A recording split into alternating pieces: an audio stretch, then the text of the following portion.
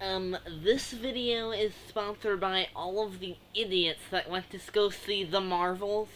It's a female-led superhero movie. It's gonna be complete crap. Don't go see it. No, seriously, this movie was not that bad, guys. Chill out. The Marvels was directed by Nia DaCosta and released in theaters last weekend. The film stars Brie Larson, Tanoia Paris, and Iman Vellani, back in their respective roles as Captain Marvel, Monica Rambeau, and Kamala Khan, Miss Marvel. And this movie has our heroes teaming up to face off against a villain that is, honestly, pretty damn forgettable. I can't even remember her name. We'll get to that in a second, but if you haven't seen The Marvels yet, there will be a spoilery part to this video, so if you haven't seen it yet, go click that, or don't click it, sorry. Click off the video before that time code so you don't get spoiled for the film. And yeah, I don't think you want to get spoiled for something in this movie. I'll just say that. So getting into the movie. Now, The Marvels was a film that was heavily beaten up. I mean, it was just getting absolute hate thrown its way before it was even like fully announced what it was going to be about. It's Captain Marvel 2 is all people knew, and they hated that because they hated the first Captain Marvel. Now, the first Captain Marvel movie, I'll admit, it's not great, but I still kind of like it. I give it about a 6, which honestly isn't that bad. It's not a failing grade. It's a movie that both does things that I enjoy, but it has some things that are holding it back from being a true entry into the MCU that I love. So, with this film, I went in basically optimistic. Okay, I was like, maybe it won't be that bad, okay? Because people are saying this was going to be the worst, which is pretty hard to say because we have She-Hulk, Secret Invasion, that was pretty bad. And this movie, I'll tell you right now, it's really not what people are saying it is. Is it perfect? No, it is not perfect. This movie has a lot of conflicting ideas. The script is very much not fully put together, I don't think. I think it needs a lot more rewrites. The villain, like I mentioned, is not that memorable.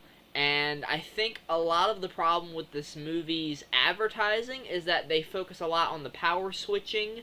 Because if you don't know, the gimmick for this movie is that Kamala, Kamala, Monica, and Carol Danvers are basically switching places whenever they use their powers. So that's a gimmick that can be used pretty well in these fights, and they do use that pretty well. There's some nice choreography, there is some good action in this, I would say, some fun scenes. Some of it's not going to be for everyone.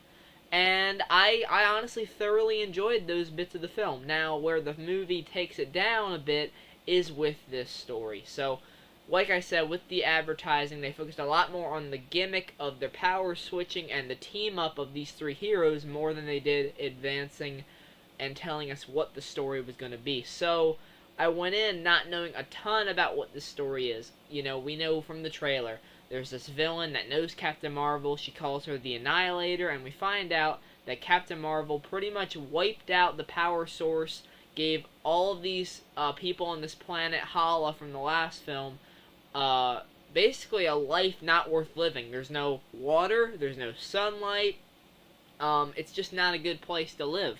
And this character, I can't remember her name even right now as we're doing this review, she wants revenge on Captain Marvel for doing that. So she decides that she's going to take from other planets. She opens up these holes in the sky using one of the bangles that Kamala has. So it turns out there's two bangles. And she decides to take water and sunlight and all this other kind of material. So Captain Marvel has to put a stop to it. Now Monica and Miss Marvel join her in this adventure. And I'll just say this, the final fight, kind of lackluster.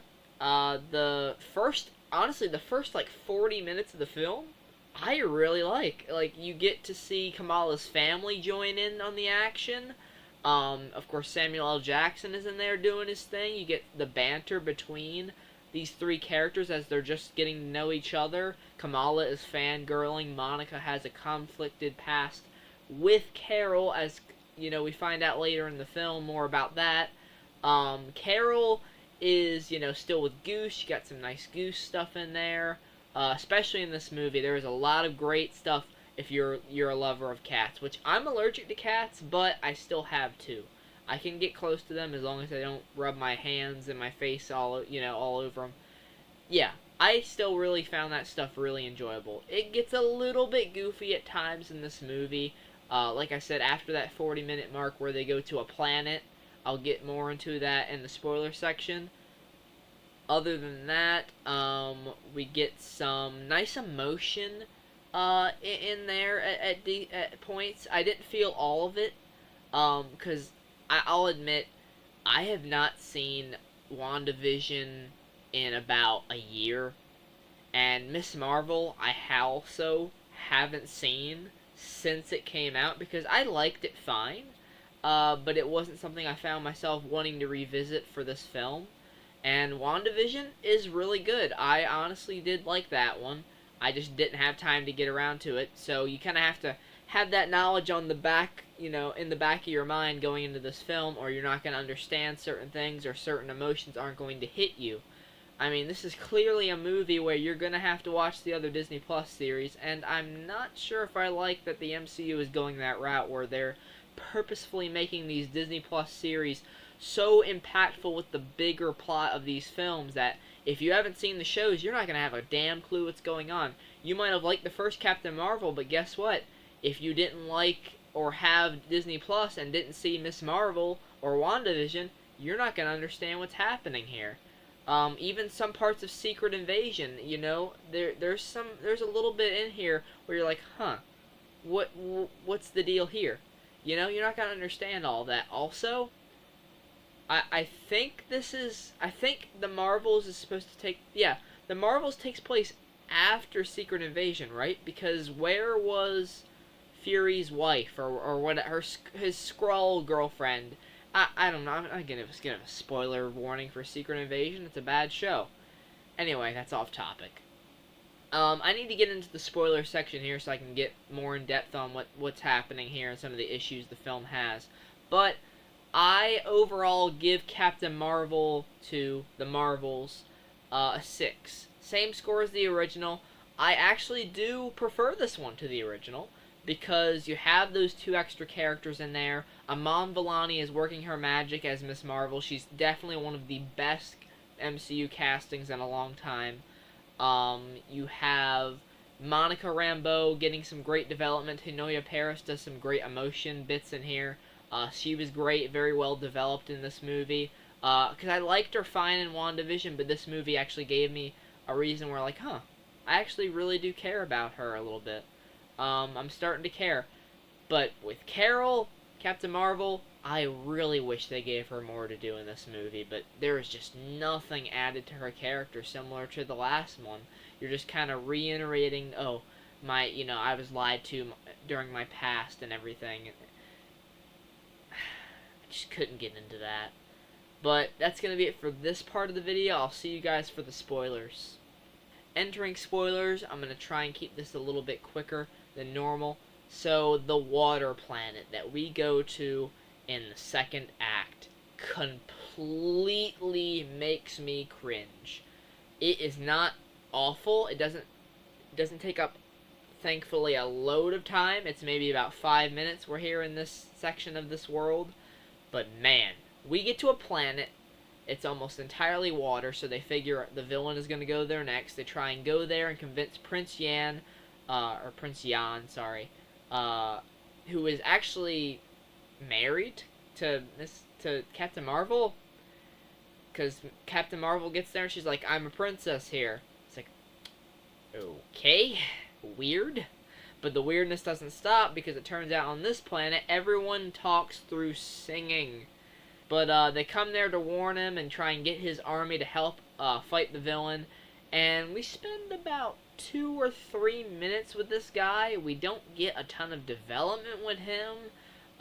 We don't learn a lot about him. It's just very much just thrown in there. It's like, oh, hey, I went here, I did a thing, and now I'm a princess, and here's this guy, and you think the film might go a little bit in depth in him? No.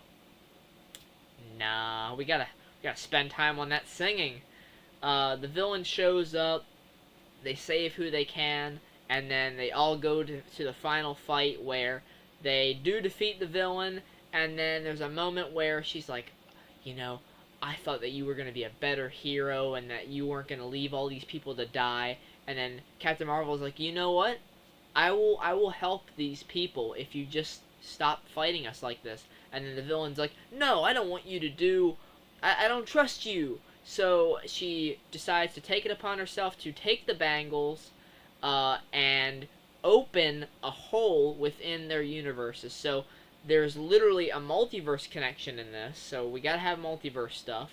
Even though Loki Season 2, if you've seen Loki Season 2, there is some damn good multiverse stuff in that compared to this.